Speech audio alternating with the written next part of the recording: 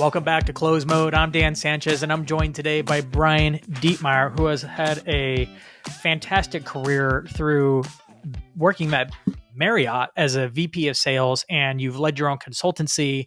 You are now working at launching Close Strong, an AI sales company. But I wanted to go back to the beginning of your career, or near the beginning of your sales career, because you've referenced it on the show so many times, Brian, that I'm like, oh, I know there's gold nuggets in there. Yeah. Because you got to work with a legendary leader who really showed you a lot of like what really good leadership. Every time you share a story, I'm leaning into it because it's rare that you get to work with a leader that's that good at leading that kind of a culture. Yeah. So I wanted to kind of open it up to like, what did you learn from Bill Marriott while you were there that's become invaluable, that you found was probably uncommonly strategic or uncommon leadership compared to other places you've been in now? What are some of those lessons that you learned?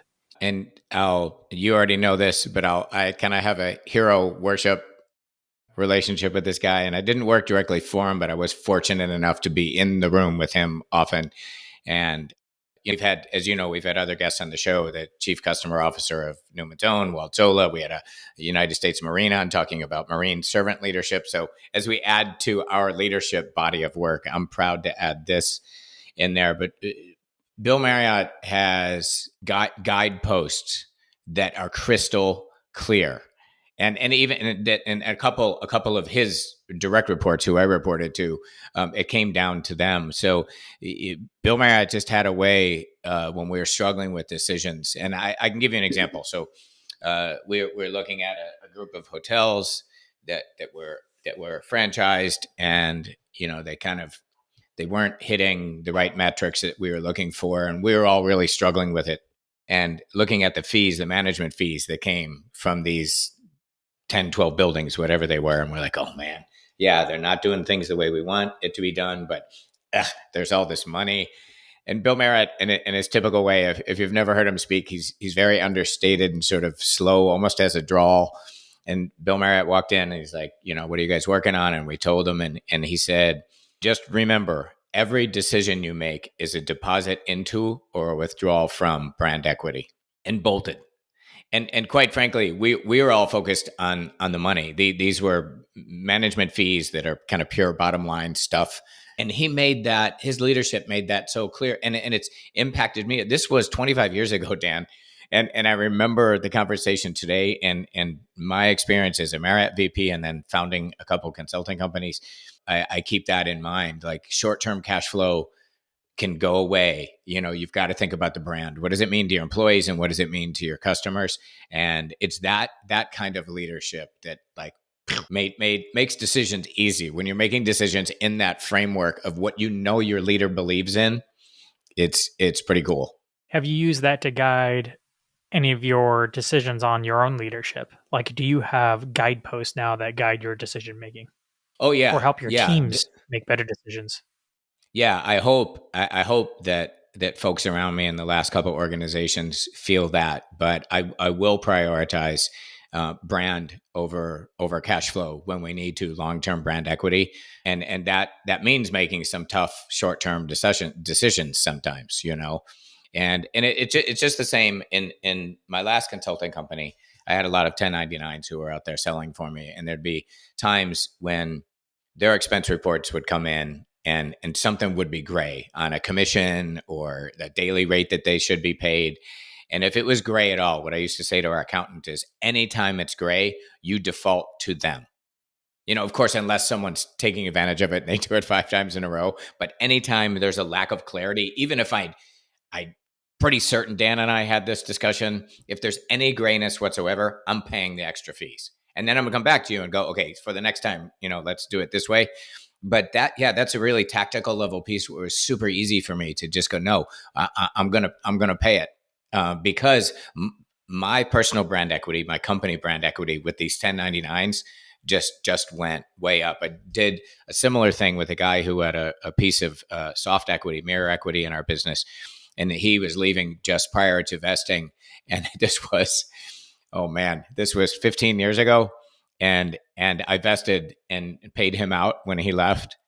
And for 15 years, he's been almost like an indentured servant. And he's a consultant. And there's many times when I call him up, I'm like, dude, I need help with whatever. And I just want a few sentences in an email back. And I get spreadsheets from him and tons of research. And he goes back to that time. And he's like, yeah, I'll never forget. So and that's not me. That came from Bill Marriott. And it's an easy filter to run your decisions through.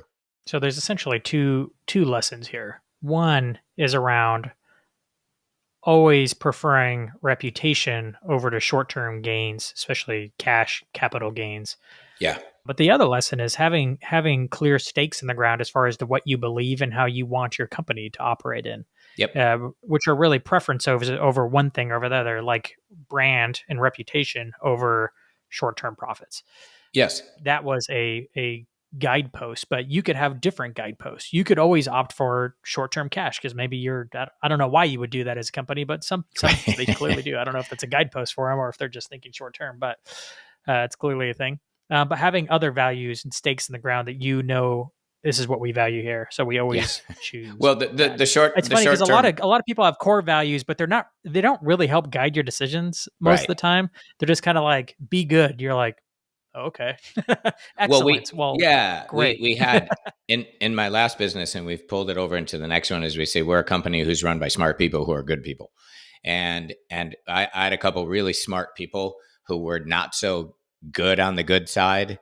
And I had some of my partners come to me and they're like, dude, what about the smart people who are good people? And these two gentlemen at one point had 73% of my revenue that they were bringing in. We shot both of them over a period of the next 3 months, and it was painful. But the team came and called me out on it.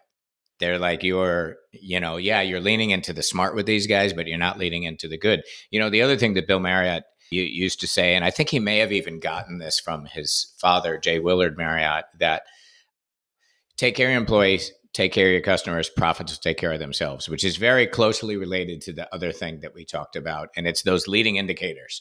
And even the scorecard for some of the hotel was margin, guest satisfaction, and associate satisfaction. So if you're doing great margins and you're making your customers happy and you're killing your associates in a service business, that's death. So it wasn't enough, and it would be enough in most businesses. Margin is usually enough, even if customer sat's a little bit lower. But no, margin, customer sat, and associate sat in this balanced scorecard. He called it, like you had to be hitting on all three, or you weren't getting your bonus for the year. You weren't getting your number. That's the key. I mean, that's kind of the key for any company, right? Because if you might get margins in the short term, but if you don't take care of the other two, those margins are going to suffer in the long term. Yeah, it's just what's going to happen. So you have to work to balance all three. That's why they balance, because they're opposing each other. Yeah, because it's easy to optimize one. It's a little harder to optimize two, but optimizing all three is wicked hard. But that's our goal. That's our task. It was crystal clear. It was backed up. If we made decisions based on that balanced scorecard, we knew that they were going to fly. But there's so much about working for Marriott that I learned. Steve Wise was a direct boss of mine, and I often tell people the story. One year he called me junior, and it was when I was first promoted to VP of National Account Sales, and I get a Christmas card from him and saying, "Junior, you were a big part of my success for this year." Well, by the way, Dan, I knew that was bullcrap. Steve was at a pretty high level, but that investing in the associates, I think he was an EVP, sent me a handwritten Christmas card, making me partially responsible for his success 20 years ago, dude. And it's still fresh in my brain. My direct boss, my last direct boss, Roger Dow, he and I didn't get along really well in the beginning. It was mostly kind of on me. And he heard from other people that I wasn't fond of him. And he gave me a book called Lincoln on Leadership. And Roger came up to me and said, "You can't be a good leader until you're a good follower." And that's all he said, and handed me this book. And I knew what happened in that moment, but it's those kind of leadership qualities that ran across the board in this place that I remember all these years later. And because I know how they all felt, whether I was making a business decision or someone 4 levels above me was telling me something like that, this is leadership. And again, alongside the other folks we've talked to about leadership on the podcast, yeah, I hope these ideas resonate a little bit with others. Gosh, that's such a power move, but such a grace-filled move at the same time. The handing you the book and Oh being yeah, like, be a good follower.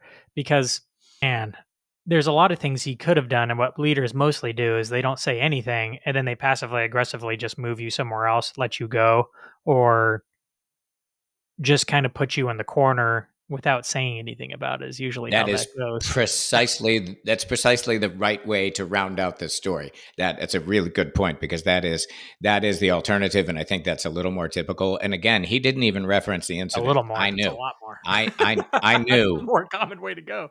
It's harder to Yeah. actually go and have, and like usually a crucial conversation's hard to have. They're a little longer.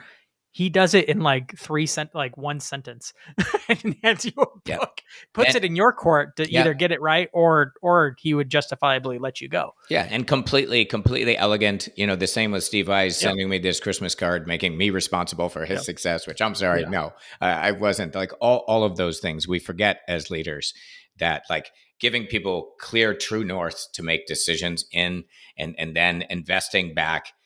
Keeping associate satisfaction high. As good leaders, evidenced by their behavior with Roger and Steve. So that's kind of the lesson from this episode. Like set a true north as guideposts. Operate within that, especially as a leader. You got to go above and beyond to demonstrate it, like he did with sending a Christmas card, and Yeah. then have a balanced set of metrics that you're holding people accountable to. And it probably should be the same ones that we just mentioned Yes. of do right by the customer, have good margins, make sure you treat your employees well, and everything will that those Yeah. are the three things to do. And even Yeah. as a sales leader, it's treat your reps well, make sure the customers win, make sure you hit your numbers and the company's still profitable because you can't discount everything. Yeah, I learned that from one of our last leadership interviews with the United States Marine, where he was I shouldn't say former Marine, because I guess you're never former, but he's current VP of Sales, and said a lot of sales leaders are kind of dogging people about what's happening with your pipeline, and his approach as a servant leader was, how can I help you? This deal is stalled. Like internally, is there something I need to do? Is there something with the customer? How can I help you move this forward? It's a subtle shift, but that's leadership versus like accounting or auditing, which is what a lot of people do, and they call it leadership. And it's like it's math management, and yeah, some of that is in our role, but leading with a human is, yeah, it's impacted me. Like I said, I can tell these stories. I remember the actual conversations 20 or more years later, precise conversations. I can also remember some bad ones too, by the way, at different organizations. So, but Save those for another episode. We'll save break those those for the down. doom and gloom episode. Brian, thank you so much for taking some time today to share some of the leadership lessons you've learned from your past with Marriott. Thank you.